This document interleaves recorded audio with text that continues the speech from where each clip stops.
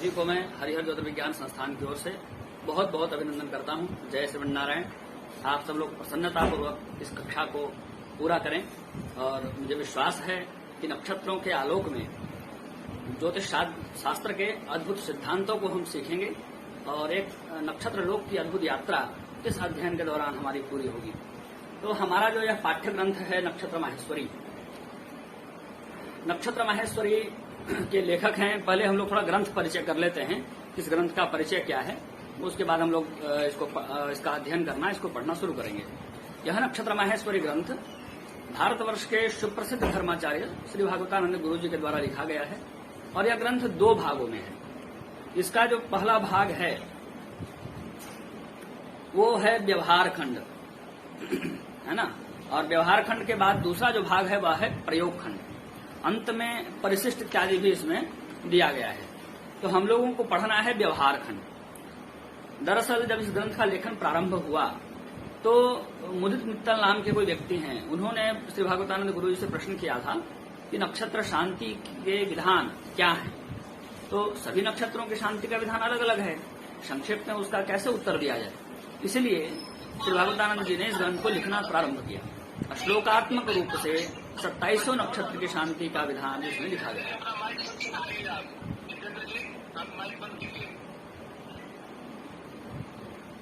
फिर यह आया मेरे पास प्रूफ रीडिंग के लिए। तो जब मेरे पास प्रूफ रीडिंग के लिए आया तो यह बहुत ही अद्भुत ग्रंथ था। मैंने देखा कि बहुत गजब तरीके से श्लोकात्मक रूप में 27 नक्षत्र की शांति विधियां अलग अलग प्रस्तुत की गई हैं। ऐसा प्रस्तुतिकरण बिल्कुल एक जगह पर और पूरे विस्तार के साथ प्रथम बार प्राप्त होता है। तो मन में यह विचार उत्पन्न हुआ कि भाई शांति तो पीड़ित नक्षत्र की जाएगी और ये पता कैसे चलेगा कि नक्षत्र, मेरा जो नक्षत्र पीड़ित है वो तो कौन सा नक्षत्र मेरा पीड़ित है, क्योंकि एक जन्म कुंडली में व्यक्ति के ऊपर कई नक्षत्रों का प्रभाव रह सकता है। 9 ग्रह हैं तो 9 ग्रह सभी एक ही नक्षत्र में तो आएंगे नहीं, उनकी स्थिति अलग अलग नक्षत्रों में होगी। इस प्रकार से पीड़ित नक्षत्र की जानकारी बहुत आवश्यक है। फिर 12 भावों में भी नक्षत्रों की स्थितियां अलग अलग बनती हैं, उसके हिसाब से भी यह जानना होगा और अध्ययन करके समझना होगा कि मेरे लिए किस नक्षत्र की आराधना श्रेयस्कर होगी। तो इसको जानने के लिए मन में विचार हुआ कि भाई इसका व्यवहार खंड भी जो है लिखा जाए सूत्रात्मक रूप में, ताकि उन सूत्रों का प्रयोग करके लोग यह समझ सकें कि मेरा कौन सा नक्षत्र पीड़ित है। और इसी विचार के बाद से सबसे पहले तो उसका प्रयोग खंड लिखा गया था, फिर व्यवहार खंड सूत्रात्मक रूप में लिखा गया। और जो प्रयोग खंड है, शांति के जो विधान है, उसको आप लोगों को स्वयं पढ़ना है। यह सूचना पूर्व में भी समूह में दी गई थी और वह श्लोकात्मक रूप में है, हिंदी अनुवाद के साथ है। हाँ, यदि कहीं दिक्कत होती है या कोई किसी पंक्ति में किसी बात में, तो आप मुझे संस्थान के नंबर पर मैसेज कर सकते हैं, मैं उसका उत्तर देने का प्रयास करूंगा। और व्यवहार खंड का हम लोग बारीकी से अध्ययन करेंगे। मैं आप समूह से निवेदन करूंगा कि कक्षा में पूरी सन्नद्धता के साथ, पूरी तल्लीनता के साथ शामिल हों और एकाग्र मन से सभी सूत्रों को सुने और समझें, क्योंकि यहाँ जो मैं सूत्र बताने जा रहा हूँ वह सभी सीधे आप प्रैक्टिकल करने वाले सूत्रों का ही यहाँ पर संकलन है। तो आप जो भी सूत्र यहाँ सीखेंगे, आज से सीख करके आज ही आप उसका प्रयोग प्रारंभ कर सकते हैं। तो यह बहुत ही प्रायोगिक कक्षा है, इसलिए ध्यानपूर्वक कक्षा को सुने, ध्यानपूर्वक समझें, सूत्रों को ठीक से याद करने का भी प्रयास करें। नक्षत्र माहेश्वरी इस ग्रंथ का नाम है और महेश्वर भगवान शिव को कहा जाता है। भगवान शिव से संबंधित जो है, भगवान शिव के द्वारा उत्पन्न जो है ऐसे जो सूत्र हैं और जो नक्षत्र से संबंधित हैं, उनका संग्रहण जिस ग्रंथ में हुआ है वह है नक्षत्र माहेश्वरी। और भगवान शिव ही ज्ञान विज्ञान के बोधक हैं। इसका प्रमाण श्लोक आपको मिल जाएगी धुरंधर संहिता में। यह धुरंधर संहिता है। धुरंधर संहिता के 5वें पटल में श्लोक नंबर 34 में बताया गया है, सत्यम वचमी हितम वचमी सारम वचमी पुनः पुनः। मैं सत्य कहता हूँ, हितकारक वाणी कहता हूँ और सारांश बातें बता रहा हूँ, बार बार बता रहा हूँ। क्या है वह सारांश? वह सारांश ये है कि नास्ति शंभु समम लोके ज्ञान विज्ञान बोधकः। भगवान शिव के समान ज्ञान विज्ञान का बोध कराने वाला इस लोक में कोई दूसरा नहीं है। गुरुदेव जरा पंखा बंद कीजिए यार, गला फंस रहा है।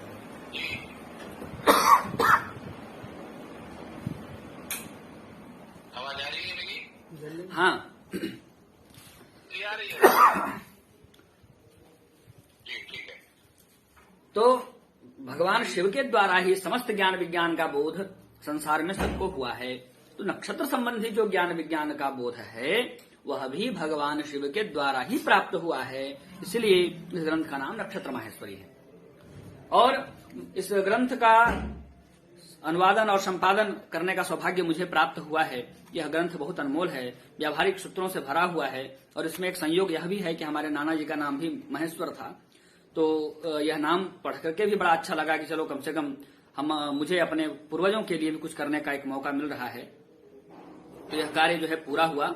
और जो नक्षत्र शांति में है वो 23 पटल में है संपूर्ण। अब हम लोग आते हैं इधर व्यवहार खंड का अपना अध्ययन शुरू करते हैं। आप सबों को इसका पीडीएफ प्राप्त हो गया होगा और आप सब लोग आ जाइए पेज नंबर 2 में। यहीं से यह जो है शुरू हो। पेज नंबर 1 में आ जाइए, वहां से मंगलाचरण शुरू है। मंगलाचरण से ही हम लोग अपनी कक्षा को शुरू करते हैं। जो ग्रंथ का मंगलाचरण है वहीं से इस कक्षा को आगे बढ़ाते हैं। सर ये बुक जो है अपने व्हाट्सएप ग्रुप में शेयर किया है क्या? जी, व्हाट्सएप ग्रुप में शेयर किया गया है। इससे पहले भी कई बार भेजा है, आप उसको देखिए। सर मैं अभी ज्वाइन हुआ हूँ तो मेरे पास बुक नहीं है सर। व्हाट्सएप एक बार वापस रीसेंड कर दीजिए। ठीक है, मैं कर दे रहा हूँ। कक्षा के बीच में आपके यदि कोई प्रश्न होते हैं सूत्र को समझने से संबंधित या कोई भी प्रश्न, तो आप लोग उसको चैट में लिखेंगे, टाइप करेंगे।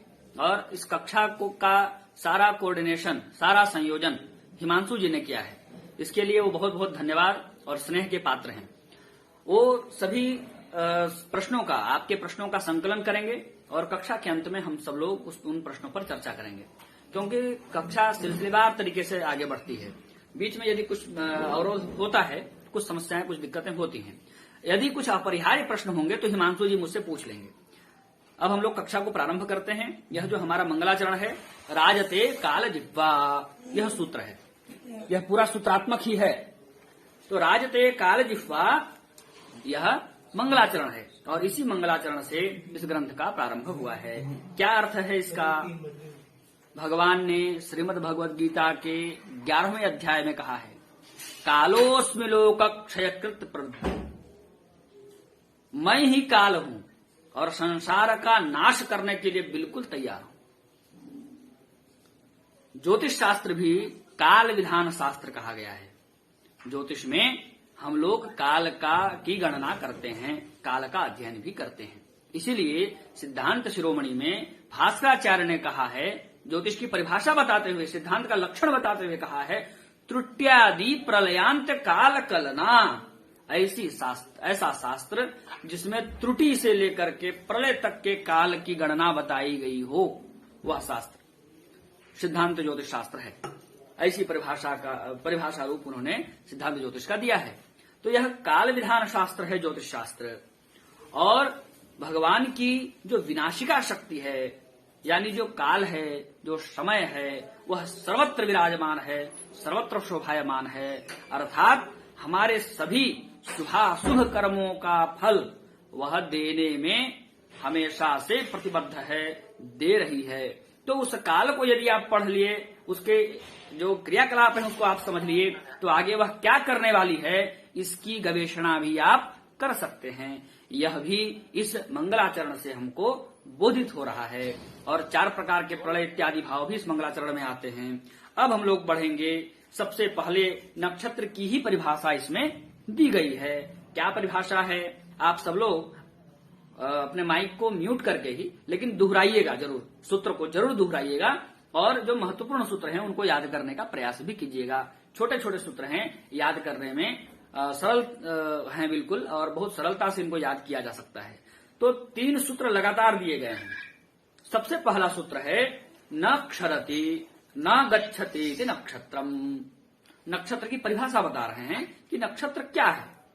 जिनका क्षरण न हो, जो गमन न करते हों, वो नक्षत्र हैं। जिनका क्षरण न हो, जिनका नाश न हो और जो गमन न करते हों, वो नक्षत्र हैं। ये नक्षत्र की पहली परिभाषा है। अब ज्योतिष शास्त्र में ही बहुत बार मैंने अपने व्याख्यान में कई बार कहा है इस बात को कि संसार का कोई भी पिंड स्थिर नहीं रह सकता है। तो यहाँ पर ये विरोधाभासी बातें हो सकती हैं, कोई उठा भी सकते हैं कि आप ही नहीं अपने बहुत बार व्याख्यानों में कहा है कि इस ब्रह्मांड का कोई भी पिंड स्थिर नहीं है। फिर यहाँ पर कह रहे हैं न क्षरति, जिसका क्षरण नहीं होता है, अर्थात जो स्थिर है, न गच्छति, नहीं चलता है, वो नक्षत्र है। तो जब भी हम लोग अध्ययन करते हैं नक्षत्रों का या ग्रहों का, तो वह सापेक्ष अध्ययन होता है। और सापेक्षता का सिद्धांत भौतिकी विज्ञान का बहुत बड़ा और विस्तृत सिद्धांत है, यह सिद्धांत बहुत प्रसिद्ध भी है। जब भी हम दो गतिमान वस्तु के गति का अध्ययन करते हैं तो उसमें किसी न किसी को स्थिर मानना होता है। यह एक सिद्धांत है। पृथ्वी भी गतिमान है और नक्षत्र भी गतिमान है, पर पृथ्वी से देखने पर उनकी गति इतनी सूक्ष्म है कि मनुष्य के लिए उसकी गणना ही संभव नहीं है। कुछ अध्ययन में ऐसा बताया गया है कि ध्रुव तारा 4 अरब सालों के बाद अपने स्थान से परिवर्तित हो जाता है। अब एक मनुष्य अपने जीवन काल में 4 अरब वर्षों का रिकॉर्ड रख सकता है क्या? नक्षत्र भी अनंत आकाश में स्थित हैं, उनकी गति भी बहुत ज्यादा सूक्ष्म है। उसका अध्ययन करना और उनकी गति को समझना मानव बुद्धि से परे है। इसलिए पृथ्वी में रहने वाले मानव के लिए नक्षत्रों को इस शास्त्र में स्थिर बताया गया है। न क्षरति न गच्छति इति नक्षत्रम, यह हो गई नक्षत्र की परिभाषा। अब आगे क्या कह रहे हैं? तत्सापेक्षिका ग्रह गति ही। जब हम अभी मैंने तुरंत बताया सापेक्षता का सिद्धांत, भौतिकी में सापेक्षता का सिद्धांत ये कहता है कि दो गतिमान वस्तुओं का या अथवा दो गतिमान पिंडों का जब हम अध्ययन करते हैं तो किसी एक को स्थिर मानना पड़ता है। हमें ग्रहों की गति निकालनी है, तो हम ग्रहों की गति किसके सापेक्ष निकालेंगे? हम ग्रहों की गति निकालेंगे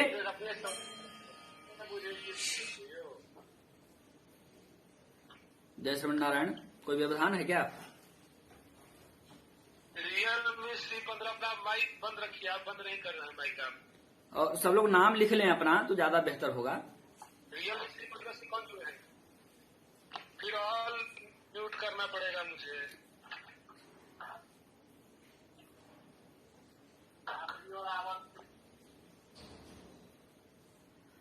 आप सब लोग कृपया अपने अपने माइक को म्यूट रखेंगे ताकि किसी को भी व्यवधान न हो और कक्षा जो है हमारी अनवरत चलती रहे।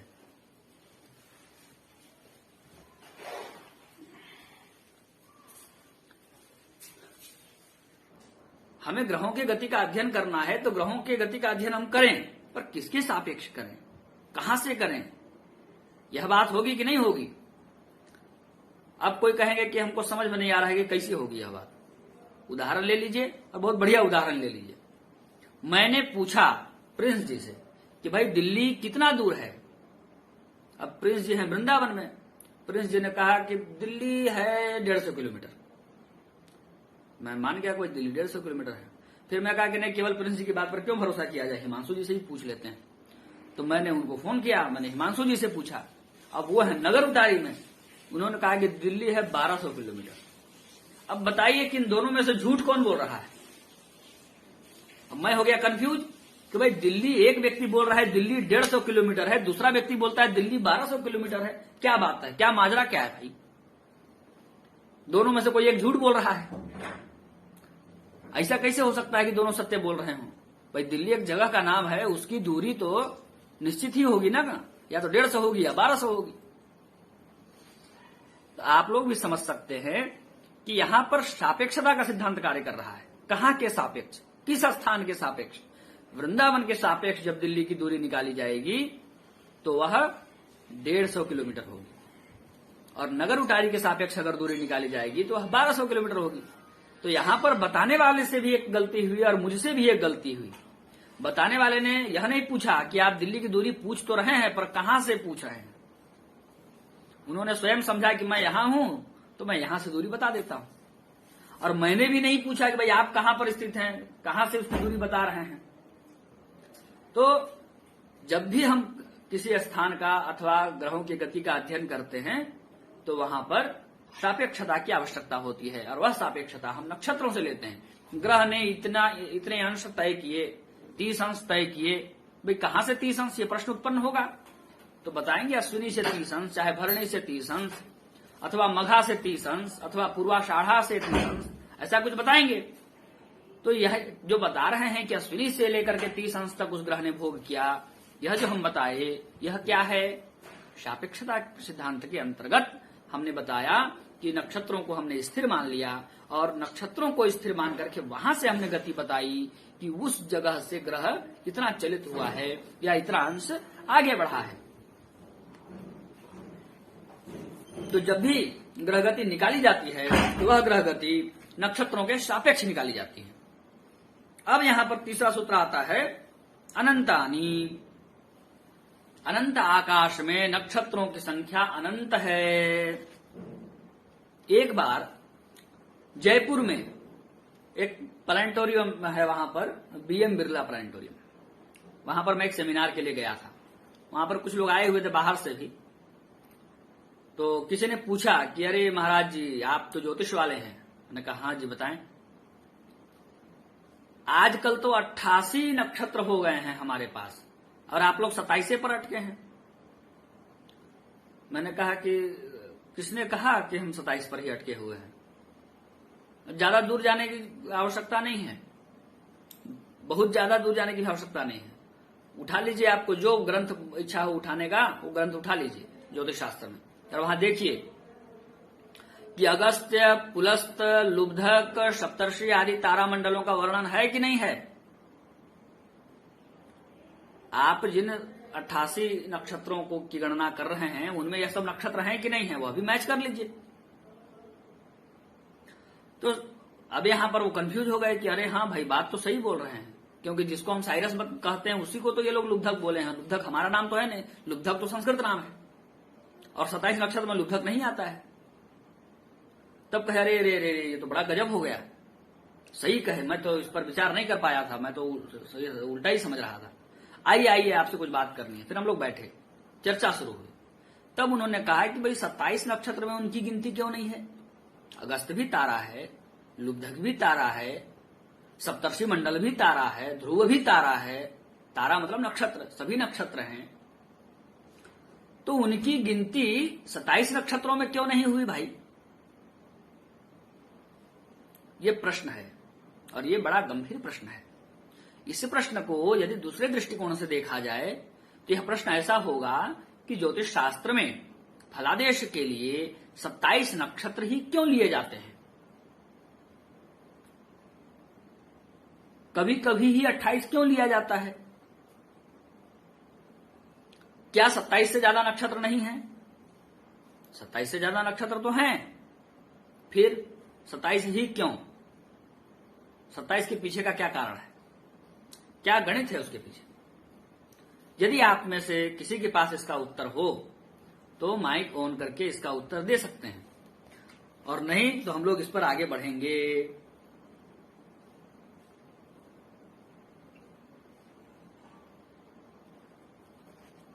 आगे बढ़ें।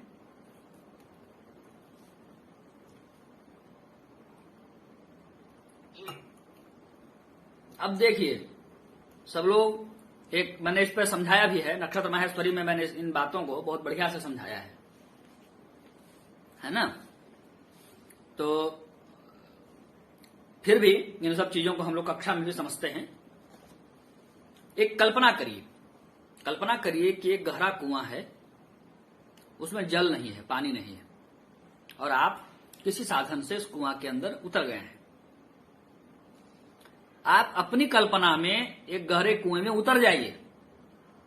अब उतरने के बाद आप ऊपर आकाश की ओर देखिए, तो गंभीरता से इस बात को सुनिएगा और उत्तर भी दीजिएगा। तब मुझे समझ में आएगा कि आप लोग समझ रहे हैं बात को, तो मुझे भी पढ़ाने का आनंद होगा। गहरा कुआं है, कुआं सूखा हुआ है, और आप कुएं में उतर चुके हैं, और उस गहरे कुएं से नीचे उतरने के बाद आप ऊपर देख रहे हैं आकाश की तरफ। अब मुझे बताइए कि आप कितना बड़ा आकाश देख पाएंगे?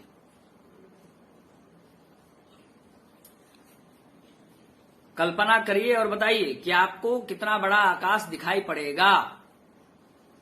इतना बड़ा कुएं का मुख होगा। हाँ, कुआं है। जितना बड़ा कुआं का मुख है उतना ही बड़ा ना आकाश दिखाई पड़ेगा कि उससे ज्यादा दिखाई पड़ेगा। बिल्कुल सही उत्तर है, बिल्कुल सही जवाब है। उतना ही बड़ा आकाश दिखाई पड़ेगा जितने बड़ी कुएं की परिधि है, जितना बड़ा कुएं का मुख है। ऐसे ही यह पृथ्वी भी बहुत बड़ा कुआं है। इसमें हम बैठ करके ऊपर आकाश में देख रहे हैं।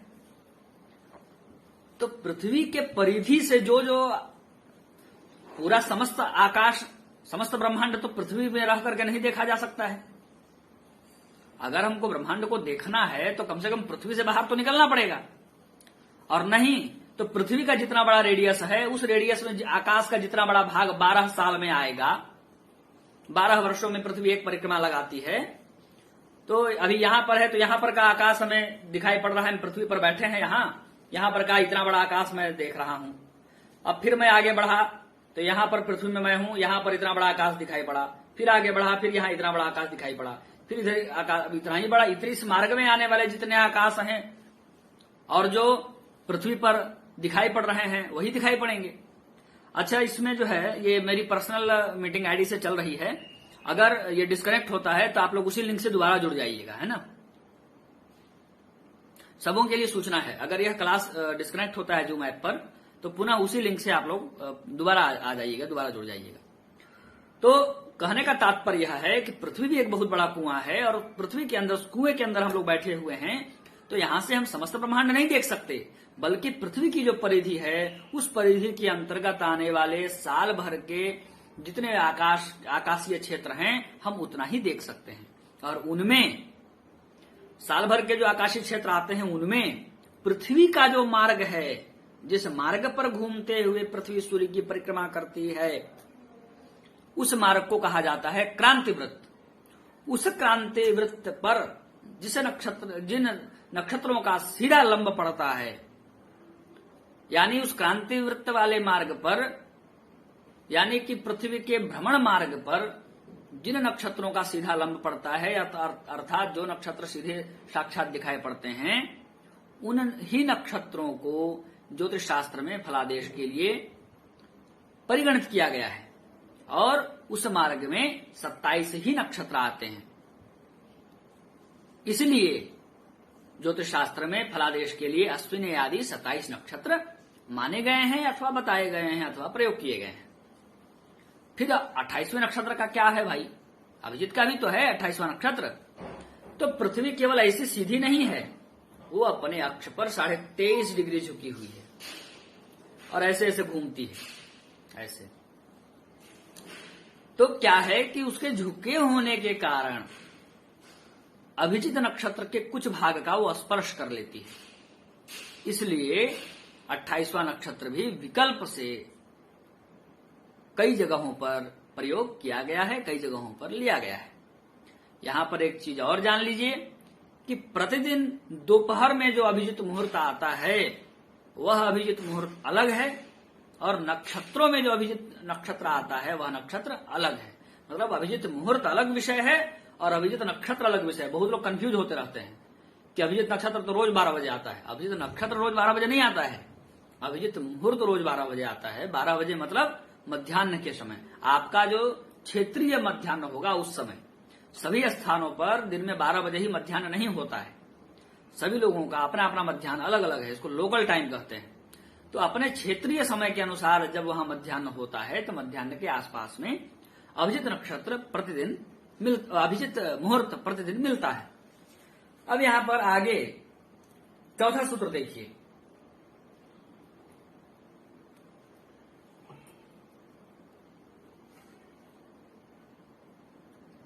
यहां बता रहे हैं चौथे सूत्र में कि क्रांति वृत्त स्थान 28 वैकोन संख्यकानी, नक्षत्रों की संख्या बता रहे हैं कि नक्षत्रों की संख्या कितनी है। इस संबंध में अभी विस्तार से चर्चा हो गई है कि नक्षत्रों की संख्या 27 अथवा 28 है। कौन से नक्षत्रों की संख्या? जो क्रांति वृत्त में स्थित है। क्रांति वृत्त किसको कहते हैं?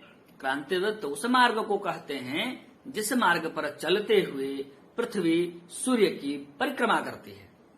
तो यहां स्पष्ट हो गया, क्रांति वृत्तस्थ, क्रांति वृत्त में स्थित, क्रांति वृत्तस्थानी, क्रांति वृत्त में स्थित बहुत सारे, कौन कितने बहुत सारे, तो बोले अष्टाविंशति 28, और अथवा वा एकोन संख्यकानी, अथवा 28 में एक कम कर दीजिए मतलब 27। क्रांति वृत्त में स्थित 27 या 28 नक्षत्र हैं और यही नक्षत्रों की संख्या मानी गई है। ठीक है, किस चीज के लिए? ज्योतिष फलित शास्त्र में फलादेश इत्यादि के लिए, व्यक्तिगत फलादेश के लिए अथवा ग्रहों के स्पष्टीकरण के लिए, क्योंकि सांगीतिक फलादेश में अगस्त्य आदि ग्रहों नक्षत्रों के चार का भी वर्णन कई जगहों पर प्राप्त होता है। इसलिए जब यह प्रश्न हो जाए कि 27 या 28 नक्षत्र ही क्यों किस कार्य के लिए माने गए हैं, तो उसका उत्तर होगा ग्रहों के स्पष्टीकरण के लिए, ग्रह स्पष्ट बनाने के लिए 27 या 28 नक्षत्र निर्धारित हैं। नक्षत्रों की संख्या अनंत है, यह विशेष सूत्र में आ चुका है, क्योंकि ब्रह्मांड अनंत है। जब ब्रह्मांड ही अनंत है तो नक्षत्र भी अनंत है। अब फिर पांचवा सूत्र देखिए, कहते हैं पादाश्चत्वारः, सभी नक्षत्रों के चार चार चरण है। पाद मतलब चरण, चत्वारः मतलब चार, पादाश्चत्वारः, चार पाद हैं यानी चार चरण हैं। किसके? सभी 27 नक्षत्र के। तो यदि आपके पास कॉपी पेन हो तो आप ये बताइए कि एक नक्षत्र अश्विनी है, दूसरा नक्षत्र भरणी है, तीसरा नक्षत्र कृत्तिका है, चौथा नक्षत्र रोहिणी है। सभी नक्षत्र इस तरीके से 27 नक्षत्र होंगे और सबके चार चार चरण होंगे। पादाश्चत्वारः का यह मतलब हुआ कि अश्विनी के 4, भरणी के 4 कितने हो गए?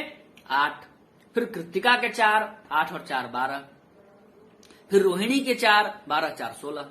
तो 27 नक्षत्रों के टोटल कितने चरण होंगे? एक नक्षत्र में 4 चरण, तो 27 नक्षत्र में कितने चरण?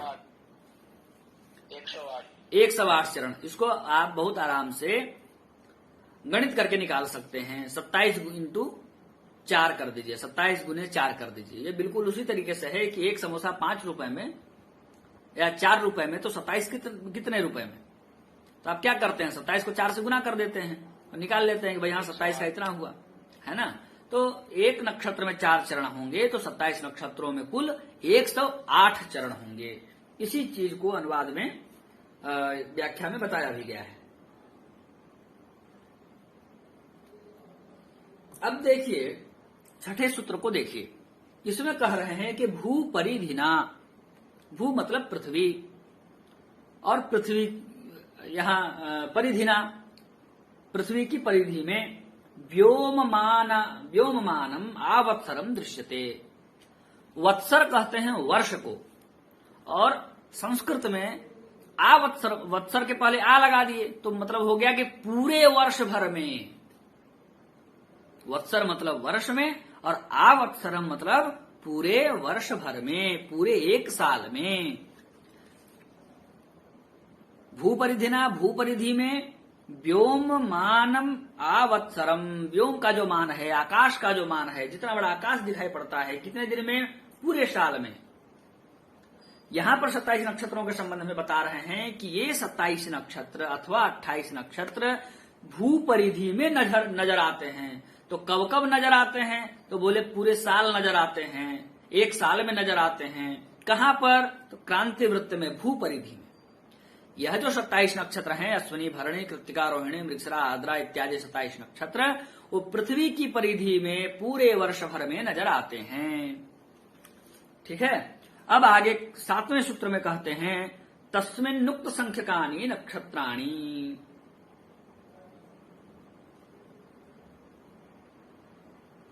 और फलित दृष्टिया पराणि। 7वें सूत्र में कह रहे हैं तस्मिन् उक्त संख्यकानि नक्षत्राणि, इसीलिए 27 या 28 नक्षत्र ही बताए गए हैं। किस दृष्टि से? फलित की दृष्टि से। और सिद्धांतों का जो फलित इत्यादि करना है तो उनके लिए अन्य नक्षत्र भी हैं। यह 3 सूत्रों का एक साथ अनुवाद इस पुस्तक में किया गया है और बताया गया है। यह बहुत ही रोचक है, और यह जो मैंने उदाहरण अभी आपको बताया है वह उदाहरण भी इसमें दिया हुआ है। इसको आप स्वयं भी कक्षा के अंत में सभी सूत्र जो यहाँ बताए जा रहे हैं, पढ़ाए जा रहे हैं, उन सूत्रों की अनुवृत्ति करके और उसका अध्ययन भी करें, उसको स्वयं भी पढ़ें और स्वयं भी उसको बार बार रिवाइज करते रहें, तो इससे आपकी जो नक्षत्र संबंधी ज्ञान है वह उस ज्ञान कौशल में वृद्धि होगी और आगे जो सूत्र आएंगे उन सूत्रों को बार बार अभ्यास करने से आप उन सूत्रों में सिद्धहस्त भी बनेंगे। तो यहाँ पर 7वें और 8वें सूत्र में यह बता रहे हैं कि तस्मिन् उक्त संख्यकानि नक्षत्राणि, इसीलिए भूपरिधि में आने के कारण ही, इसीलिए का अर्थ हुआ भूपरिधि में आने के कारण ही उक्त संख्यकानि नक्षत्राणि 27 नक्षत्र ही होते हैं, 27 नक्षत्र ही कहे गए हैं, है ना। फलित दृष्टिया प्राणी, लेकिन फलादेश की दृष्टि से, फलादेश मतलब मुख्य रूप से सांगीतिक फलादेश के दृष्टिकोण से प्राणी और भी नक्षत्र हैं, जैसे लुब्धक है, सप्तर्षि मंडल है, अगस्त्य तारा है और भी अनेकानेक नक्षत्र हैं। फिर 9वें सूत्र में आइए, कह रहे हैं भूरक्ष नत्याभिजित स्पर्शाद विकल्प। अभिजित नक्षत्र की विशेषता बताते हैं। वही मुख्य रूप से तो 27 ही नक्षत्र है, फल विचार के दृष्टिकोण से मुख्य रूप से 27 ही नक्षत्र है, लेकिन 28वां अभिजित नक्षत्र भी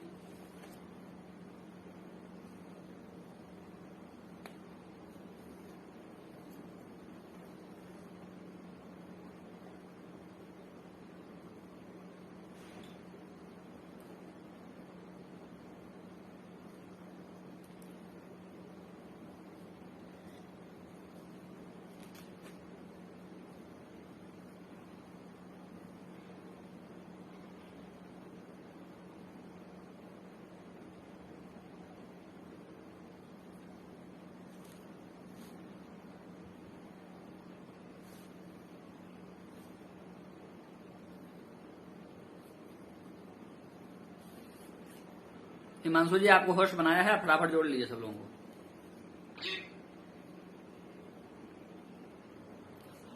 तो पृथ्वी का गर्भ, भूकेंद्र और उत्तरी ध्रुव तथा दक्षिणी ध्रुव, इनको मिलाते हुए जो रेखा खींची जाएगी वह कहलाएगा पृथ्वी का अक्ष।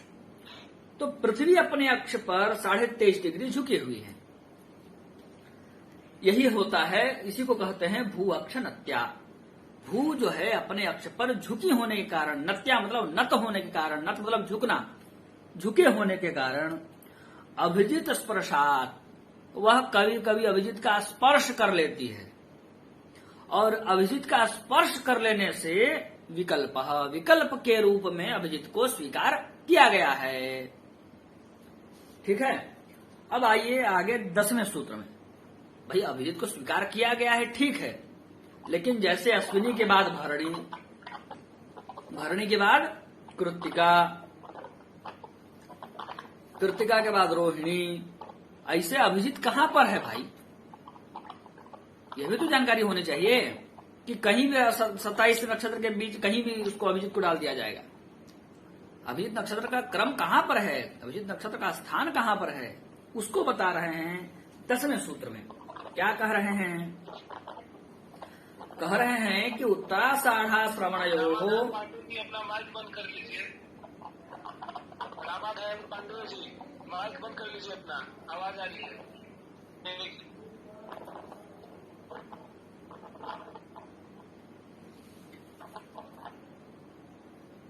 यहां बता रहे हैं कि उत्तराषाढ़ा और श्रवण नक्षत्र, इन दोनों नक्षत्रों के बीच में जो 15 अंश है वह अभिजित नक्षत्र है। उत्तराषाढ़ा श्रवणयोः 15 अभिजितः। उत्तराषाढ़ा नक्षत्र और अभिजित नक्षत्र के का जो 15 अंश का भाग है वह अभिजित है। अब इसमें थोड़ी सी गंभीरता है और इसको ठीक से समझने की आवश्यकता है। पहले तो कॉपी पेन आपके पास अवश्य होना चाहिए, उसके बाद अभिजित नक्षत्र आप शीर्षक दीजिए और शीर्षक देने के बाद बिंदुवार इन बातों को लिखिए। पहली बात यह है कि अभिजित नक्षत्र की स्थिति उत्तराषाढ़ा नक्षत्र और श्रवण नक्षत्र के बीच में रहती है। अभिजित नक्षत्र की स्थिति उत्तराषाढ़ा नक्षत्र और श्रवण नक्षत्र के बीच में रहती है, ये पहली बात है।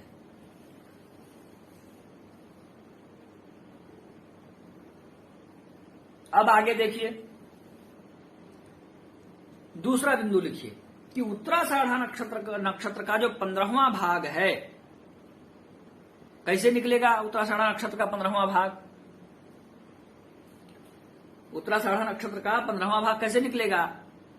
उत्तराषाढ़ा नक्षत्र का जो जितना संपूर्ण मान है उसको निकाल लीजिए। इसके लिए आप घटिबल का भी प्रयोग कर सकते हैं, घंटा मिनट का भी प्रयोग कर सकते हैं, वो आपकी इच्छा पर है। उत्तराषाढ़ा नक्षत्र का संपूर्ण मान निकाल लीजिए कि भाई इतने बजे उत्तराषाढ़ा नक्षत्र प्रारंभ हो रहा है और यहां पर समाप्त हो रहा है, तो टोटल कितने घंटे उत्तराषाढ़ा नक्षत्र रहा उस दिन। अब मान लिया कि उत्तराषाढ़ा नक्षत्र जो है उस दिन 27 घंटे अथवा 28 घंटे, मान लीजिए 28 घंटे रहा, तो उस 28 घंटे को आप मिनट में बदल लीजिए, तो हो जाएगा 28 गुना 60, मिनट में निकल जाएगा। उसके बाद उसको 15 से भाग दे दीजिए, अथवा मिनट में बिना बदले भी आप 15 से भाग दे सकते हैं, जैसी आपकी गति हो, जैसी आपकी सुविधा हो। तो दूसरा जो पॉइंट है उसमें लिखेंगे, दूसरा जो बिंदु है उसमें लिखेंगे कि उत्तराषाढ़ा नक्षत्र का अंतिम 15वां भाग, उसको निकालने का सूत्र है उत्तराषाढ़ा का संपूर्ण मान भागा 15। उत्तराषाढ़ा का 15वां भाग निकल जाएगा और उसका प्रारंभ समय जानना है तो उत्तराषाढ़ा के अंत समय में उसको घटा दीजिए, तो आपको उसका प्रारंभ समय निकल जाएगा। मतलब आधा मतलब लग नहीं पा रहा है। कोई समस्या है? नहीं भैया, शुरू किया। तो इस तरीके से उत्तराषाढ़ा नक्षत्र का प्रारंभ समय पता लग जाएगा, उत्तराषाढ़ा नक्षत्र का अंतिम 15वां भाग कितने बजे प्रारंभ हुआ। और तीसरा बिंदु लिखिए कि श्रवण नक्षत्र का अंतिम प्रारंभ का 4 घटी, श्रवण नक्षत्र का प्रारंभ का 4 घटी, इनको जब मिला देंगे तो अभिजित नक्षत्र का मान प्राप्त होगा। तो ग्रंथ में व्याख्या के दौरान औसत मान निकालने का इसका प्रयास किया गया, और औसत मान निकालने का प्रयास जब किया गया तो अन्यान्य शास्त्रों से मिलान करने के बाद भी हमारे जो ऋषि मुनि हैं, हमारे जो ज्योतिष शास्त्र के प्रवर्तक और प्रवर्धक ज्योतिर्विद हैं, उन सबके मतानुसार अभिजित नक्षत्र का औसत मान 19 घटी माना गया है। 19 घटी का मतलब हुआ 7 घंटा 36 मिनट। अभिजित नक्षत्र को जब आप मिला देंगे तो नक्षत्रों की संख्या कितनी हो जाएगी? 28 हो जाएगी। और इसके संबंध में मैंने आपको पहले बता ही दिया है कि प्रतिदिन मध्याह्न काल में 48 मिनट के लिए जो अभिजित आता है वह अभिजित नक्षत्र नहीं आता है, वह अभिजित मुहूर्त आता है। अच्छे अच्छे लोग इसमें दिग्भ्रमित मुझे मिले हैं, एक बार नहीं कई बार। इसीलिए मैंने ग्रंथ में भी इस बात को लिखा और मैं इस बात को आपके पास 2 बार बोल रहा हूं। प्रतिदिन मध्याह्न काल में आने वाला अभिजित जो है वह अभिजित मुहूर्त है, और उत्तराषाढ़ा नक्षत्र और धनिष्ठा नक्षत्र के बीच में 7 घंटे 36 मिनट के लिए आने वाला, औसत रूप से 7 घंटे 36 मिनट के लिए आने वाला जो नक्षत्र है वो अभिजित नक्षत्र है। इसकी गणना आप पंचांग में निकाल करके उदाहरण रूप में करने का प्रयास करिए। यह व्याख्या आपके पास उपलब्ध है, ग्रंथ आपके पास उपलब्ध है, मुझे विश्वास है कि उसको आप पूरा कर लेंगे। पर यदि कोई दिक्कत होती है तो आप जरूर व्हाट्सएप पर साझा करिएगा, मैं देखूंगा, प्रयास करूंगा। यदि किसी एकाध विद्यार्थी को समस्या होगी तो मैं उसको बता दूंगा। यदि ज्यादा लोगों को समस्या होगी तो एक उदाहरण हम लोग अगली कक्षा में समझ लेंगे, ताकि अभिजित का मान निकालना सब लोग सीख जाएं। यह जो कक्षा है वह केवल थ्योरेटिकल कक्षा नहीं है, प्रैक्टिकल कक्षा है। जो कुछ यहां बताया जा रहा है उसको सीख कर जाना है और ठीक से सीख कर जाना है। अब आगे देखिए 11वां सूत्र। 11वां सूत्र कहता है कलानुपातेर नक्षमानम 800। कलानुपातेन रक्षमानम 800। कला के अनुपात से, क्ष कहते हैं नक्षत्रों को, नक्षत्रों का जो मान है वह कितना है? 800 है। यानी कलात्मक रूप से एक नक्षत्र का मान होगा 800 कला। ये याद रखने का विषय है। एक नक्षत्र का मान बराबर 800 कला। अश्विनी नक्षत्र का मान कितना होता है? 800 कला। भरणी नक्षत्र का मान कितना होता है? 800 कला। कृत्तिका नक्षत्र का मान कितना होता है? 800 कला। अब यहां पर बात होगी कि भाई 800 कला ही क्यों होता है, 900 क्यों नहीं हो जाता है? 900 हो जाए, 850 हो जाए, चलो 801 हो जाए, छोड़ो 799 हो जाए, 99 का भी चक्कर बहुत चल रहा है, 800 ही क्यों? इसका उत्तर भी हम लोग जान सकते हैं और बहुत सरलता से जान सकते हैं।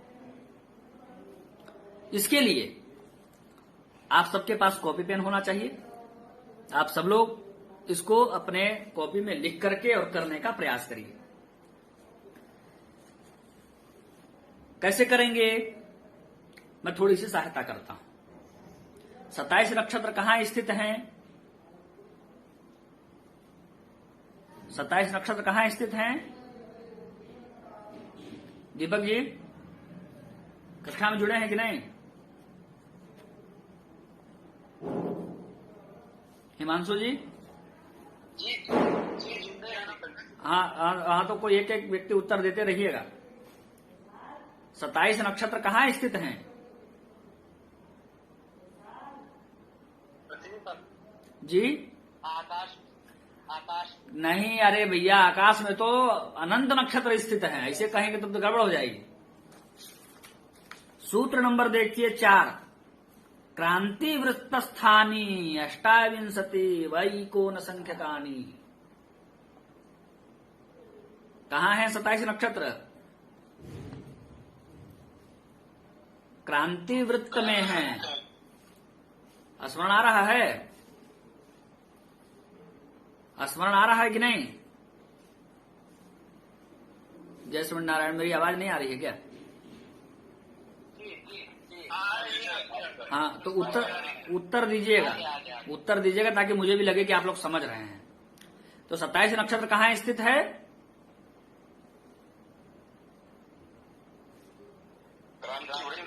जी, क्रांति वृत्त में स्थित है। क्रांति वृत्त किसको कहते हैं?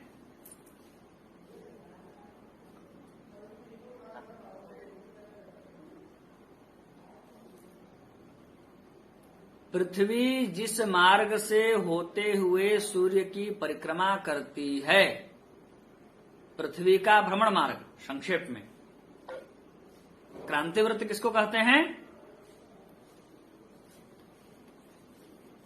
पृथ्वी का भ्रमण मार्ग। हाँ, पृथ्वी के भ्रमण मार्ग को क्रांति वृत्त कहते हैं। उसमें 27 नक्षत्र स्थित हैं। तो पृथ्वी का जो भ्रमण मार्ग है वो कैसा है? त्रिभुजाकार है, वर्गाकार है कि गोलाकार है? गोलाकार है। अब इस बात को तो सब लोग जानते होंगे कि एक जो गोल है वो कितने अंशों का होता है? वृत्त का मान कितना होता है? 360 अंशों का होता है। बहुत अच्छा, बहुत सुंदर। इस बात को आप जानते हैं तो बहुत आसानी से आप निकाल लेंगे कि एक नक्षत्र का मान 800 कला ही क्यों होता है। तो यहां पर समझिए कि सबसे बड़ी होती है राशि, उससे छोटा है अंश, उसके बाद कला, उसके बाद विकला। मुख्य रूप से अंश कला विकला कहते हैं, जैसे घंटा मिनट सेकंड कहते हैं, ऐसे ही अंश कला विकला कहते हैं। ठीक है?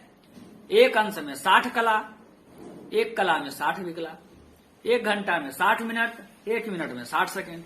उसी तरीके से इधर अंश कला, जो आर्क का मान हम नापते हैं, कोण का जो मान मापते हैं, उसमें भी क्या है? एक अंश में 60 कला और एक कला में 60 विकला। अंश कला विकला, ये 3 शब्द आपको स्मरण रखना है। कोई दिक्कत है?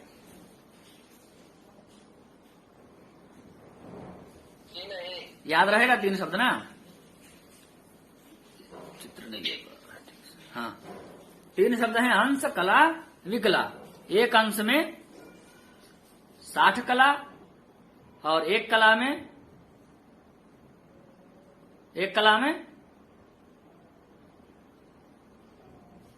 60 विकला। हाँ, 60 विकला। तो इतना तो समझ गए, कोई दिक्कत नहीं है इसमें? हाँ, तो अब देखिए क्या करना है। 360 है एक वृत्त का मान। कौन सा वृत्त है वो वृत्त? वो वृत्त है क्रांति वृत्त। क्रांति वृत्त क्यों है? क्योंकि 27 नक्षत्र कहाँ है? क्रांति वृत्त में है। क्रांति वृत्त में 27 नक्षत्र हैं और एक वृत्त का मान 360 डिग्री होता है, इसलिए क्रांति वृत्त का भी मान कितना डिग्री होगा? कितना डिग्री होगा क्रांति वृत्त का मान? 360 डिग्री होगा। तो 360 लिखिए कॉपी में और लिखने के बाद उसको भाग दीजिए। किससे भाग देना है? नक्षत्रों की संख्या से 27 से भाग देना है। हाँ, 360 भागा 27 भाग दीजिए। शेष कितना आया बताइए?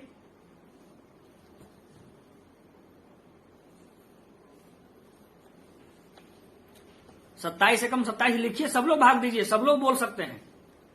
जब पूछूंगा तो अनम्यूट करके उत्तर देंगे तुरंत। आपसी संवाद से पढ़ने पर स्पष्ट रूप से समझ में आता है कि कितने लोग बात को समझ पा रहे हैं, कौन नहीं समझ पा रहे हैं। एक बार में भाग दीजिए। 27 हो जाएगा, शेष आपका बचेगा 9 और उतरेगा 0, 90 हो जाएगा। फिर 3 बार में भाग दीजिए। 27 दिया 81, 90 में 81 घटाइए, कितना बचेगा? 9 जो बचा है वो क्या है? 360 क्या था? 360 क्या था वो बताइए पहले ये बताइए। 360 माने अंश में है वो, है ना? 360 अंश है और 360 में से ही ना 9 बचा हुआ है, इसलिए 9 क्या होगा? अंश ही होगा। अभी 9 अंश शेष बचा है, ठीक है। और भागफल में जो 13 आया है वह भी अंशात्मक आया है। तो भागफल में 13 जो आया है उसके बगल में अंश लिख लीजिए, 13 अंश। अब जो 9 अंश शेष बचा है उस 9 को खाली नहीं छोड़ना है, उस 9 अंश को कला में बदल देना है। तो 9 अंश को कला में बदलने के लिए क्या करेंगे? 60 से गुणा कर देंगे। क्यों? क्योंकि एक अंश में 60 कला होता है। तो 9 अंश में कितना कला? 9 छक 54, 540 कला। हाँ, अब उसको फिर 27 से भाग दीजिए। 27 दूनी 54 और 0 उधर आ जाएगा, 20 हो जाएगा, है ना? तो 20 जो है क्या किस में आएगा? भागफल में 20 कला में आएगा। अब तो निशेष हो गया, शेष नहीं बचा है ना। अब तो उत्तर हो गया 13 अंश 20 कला। क्या निकला है? ये एक नक्षत्र का मान निकला है। एक नक्षत्र का मान कितना निकला है? हाँ, इसको आप लिख लीजिए और याद कर लीजिए, क्योंकि यह प्रश्न यदि आप ज्योतिष के विद्यार्थी हैं तो परीक्षाओं में बार बार पूछा जाता है और प्रतियोगी परीक्षाओं में भी पूछा जाता है। और जब आप ग्रहस्पष्ट इत्यादि करेंगे तो बहुत जगहों पर गणित में भी इसका प्रयोग बार बार होता है। तो कैसे 13 अंश 20 कला, क्यों 13 अंश 20 कला, ये तो समझ गए, लेकिन इस बात को याद भी रखना है कि एक नक्षत्र का मान 13 अंश 20 कला होता है। लेकिन हमको तो 800 कला लाना है। यहां क्या बताए हैं कि कलात्मक रूप से 800 कला मान होता है, बताए हैं ना। 11वां सूत्र पढ़िए। कलानुपाते न रक्षमानम 800। अब 800 कला कैसे आए? तो 13 अंश को भी कला में बदल दीजिए। 13 अंश को भी कला में बदल दीजिए।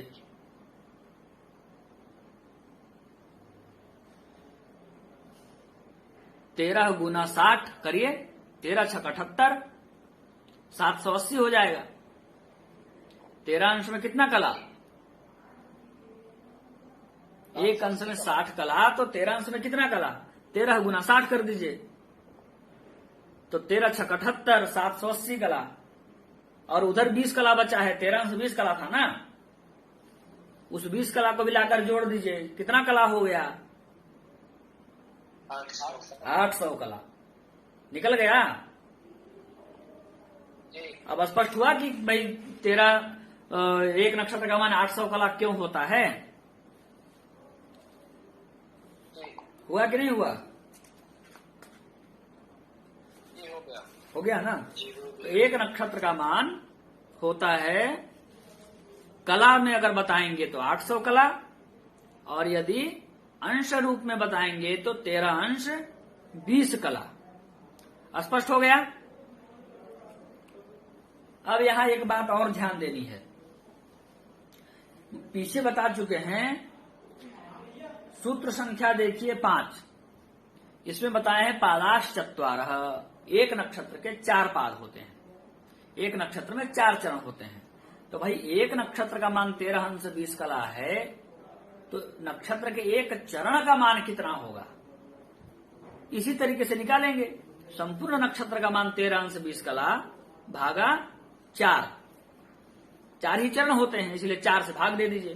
13 अंश 20 कला को 4 से भाग दीजिए फटाफट।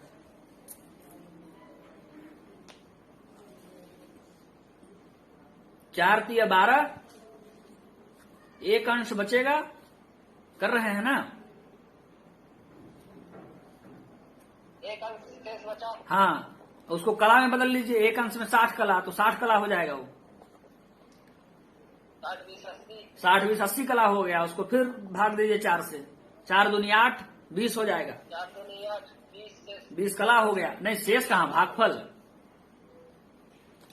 20 भागफल।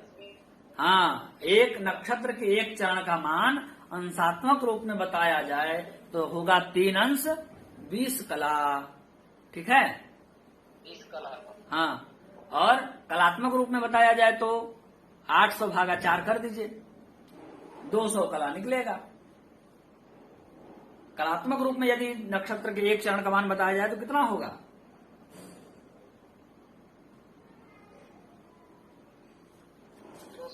200 कला। और अंशात्मक रूप में बताया जाए तो 3 अंश 20 कला। स्पष्ट है? सभी लोगों के लिए स्पष्ट है?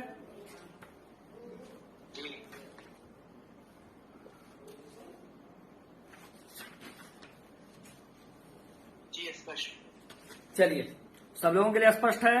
तो आप सब लोग यहाँ पर एक बात और समझ लीजिए कि चंद्रमा जो है वो लगभग 1 दिनों में एक नक्षत्र चलता है ना। प्रतिदिन आप देखते होंगे कि आज अश्विनी नक्षत्र है, कल जैसे आज का ही उदाहरण ले लिए तो आज पुष्य नक्षत्र है, कल देखिएगा तो श्लेषा दिखाएगा पंचांग में। तो प्रतिदिन जो नक्षत्र लिखा रहता है पंचांग में, अश्विनी, भरणी, कृत्तिका, रोहिणी, ऐसे प्रतिदिन लिखा रहता है। आज आप पंचांग खोलेंगे कोई सा भी तो आज पुष्य नक्षत्र दिखा रहा होगा, कल देखेंगे तो श्लेषा दिखाएगा। यह जो सारे नक्षत्र हैं, यह नक्षत्र जो है वो चंद्रमा के नक्षत्र होते हैं, है ना। और सभी ग्रहों का अपना अपना नक्षत्र होगा, सभी ग्रहों की स्थिति किसी न किसी नक्षत्र में होगी, क्योंकि पहले ही बता चुके हैं। आप देखिए सूत्र संख्या 2, तत्सापेक्षिका ग्रह गति, नक्षत्रों के ही सापेक्ष ग्रह गति होती है, इसीलिए सभी ग्रह जो है किसी न किसी नक्षत्र में ही होंगे।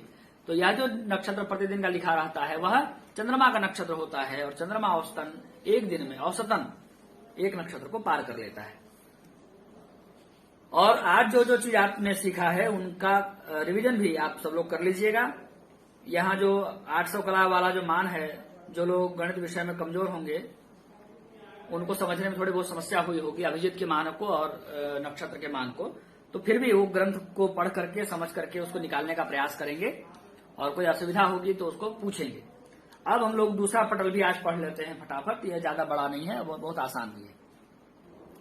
इस पटल का नाम है दशावर्णनम। प्रथम पटल का नाम था नक्षत्र परिचय, है ना, वो पूरा हो गया। अब द्वितीय पटल प्रारंभ हो रहा है। द्वितीय पटल का नाम है दशावर्णनम। दशा का वर्णन इस पटल में किया जाएगा। तो इसमें बता रहे हैं, पहला सूत्र इसमें है विंशोत्तरी गरीयसी। लगभग जब आप बृहद पाराशर होरा शास्त्र पढ़ेंगे तो उसमें 70 प्रकार की दशाओं का वर्णन है। विंशोत्तरी है, अष्टोत्तरी है, पाचकी है, और योगिनी है, राशि दशा है, बहुत सारी दशाएं हैं, कालचक्र दशा है, बहुत सारी दशाओं का वर्णन है।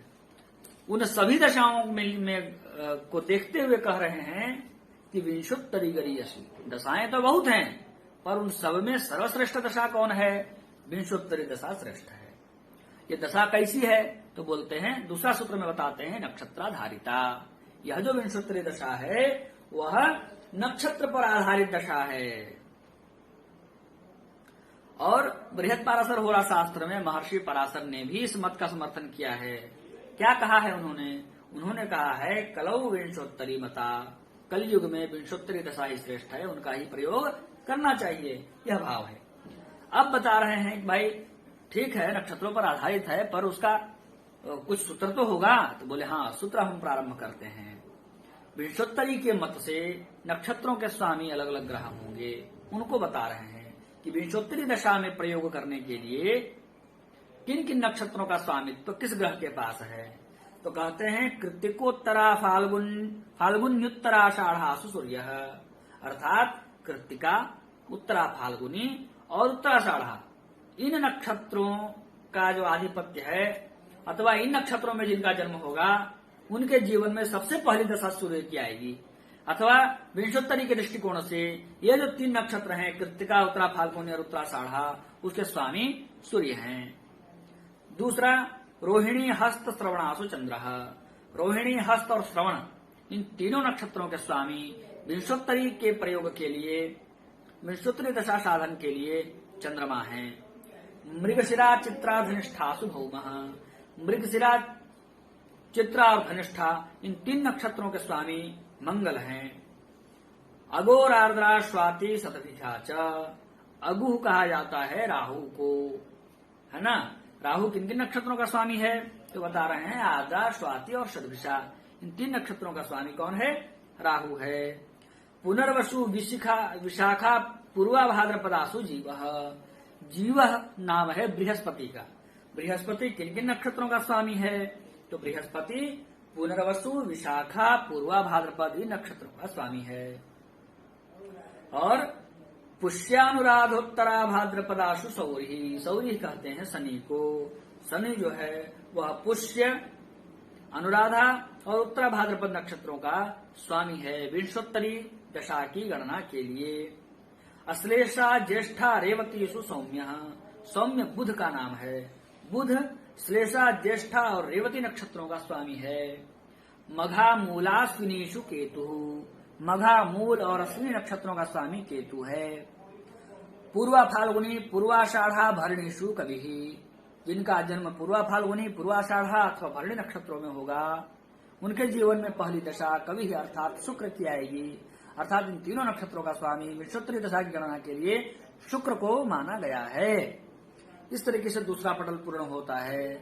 इस पटल की एक सबसे बड़ी विशेषता यह भी है कि विंशोत्तरी में ग्रहों का क्या क्रम है वह भी इस पटल में बता दिया गया है सूत्रों के अनुसार। उसको अलग से नहीं लिखा, आवश्यकता नहीं है।